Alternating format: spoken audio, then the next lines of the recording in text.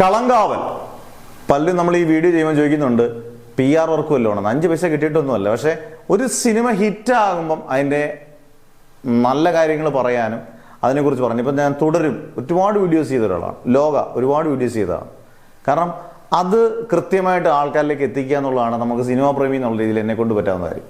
ഇപ്പം കളങ്കാവൽ വെറും 6 കോടി താഴെയുള്ള ചിലവ്. അതിനകത്ത് തന്നെ ഒരുപാട് അഭിപ്രായങ്ങൾ നമ്മുടെ കമന്റ് ബോക്സിൽ വരുന്നുണ്ട്. 6 കോടി, പിന്നെ മമ്മൂട്ടിക്ക് പ്രതിഫലം. മമ്മൂട്ടി കമ്പനി നിർമ്മിക്കുന്ന, മമ്മൂട്ടി സ്വന്തമായിട്ട് നിർമ്മിക്കുന്നതിനകത്ത് മമ്മൂട്ടിയുടെ പ്രതിഫലം കൂട്ടണ്ട.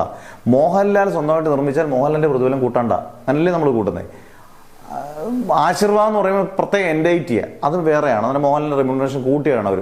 മോഹൻലാൽ, പ്രണവ് ആർട്സ്, പണ്ട് മോഹൻലാലിന്റെ ഭരതവും കമലതളവും ഹിസൈന സദ്ദുള്ള എല്ലാം അങ്ങനെ മോഹൻലാലിന്റെ റെമ്യൂണറേഷൻ കൂട്ടാതായിരിക്കും അത് കൂട്ടുന്നത്. അപ്പം മമ്മൂട്ടിയുടെ കമ്പനി ആകുമ്പോൾ ഓട്ടോമാറ്റിക്കായിട്ട് മമ്മൂട്ടിയുടെ റെമ്യൂണറേഷൻ അതിനകത്ത് കൂട്ടാതെ പറയുവാണെങ്കിൽ കളങ്കാവലിനകത്ത് എന്തുവാണ്? മമ്മൂട്ടി അല്ലാതെ ജിബിൻ ഗോപിനാഥും ഒന്നോ രണ്ടോ വിനായകൻ 1 കോടി രൂപ കൊടുത്താലും ബാക്കിയുള്ളവർക്കെല്ലാം ഇത്രയും ടെക്നിക്കൽ വശങ്ങൾ ഇത്ര ആയാൽ പോലും ആ സിനിമയ്ക്ക് എന്ത് ബഡ്ജറ്റ് വരും? മാക്സിമം 6 കോടിക്കുള്ളൊന്നും ഒരിക്കലും ബഡ്ജറ്റ് വരത്തില്ല. കാരണം ആർട്ടിസ്റ്റുകളിൽ അത്രയേ ഉള്ളൂ. അതിനകത്ത് 23 നായികമാരുണ്ടെങ്കിൽ 1 മിനിറ്റ് 2 മിനിറ്റൊക്കെ വന്നു പോകുന്ന നായികമാരാണ്. പക്ഷെ എല്ലാവർക്കും ഇമ്പോർട്ടൻസ് കൊടുത്തിട്ടുണ്ട്. ഈ സിനിമ ട്രെൻഡിങ്ങിലാണ്, സോഷ്യൽ മീഡിയയിലൊക്കെ ട്രെൻഡിങ് ആണ്. വെറും 6 കോടിയൊക്കെ മുടക്കി നാളത്തെ കൂടി ഏകദേശം ഞായറാഴ്ച അല്ലെങ്കിൽ തിങ്കളാഴ്ചയോടുകൂടി വേൾഡ് വൈഡ് GCC ഉൾപ്പെടെ വേൾഡ് വൈഡ് 75 കോടി രൂപയാണ് ഈ ചിത്രം നേടുന്നത്.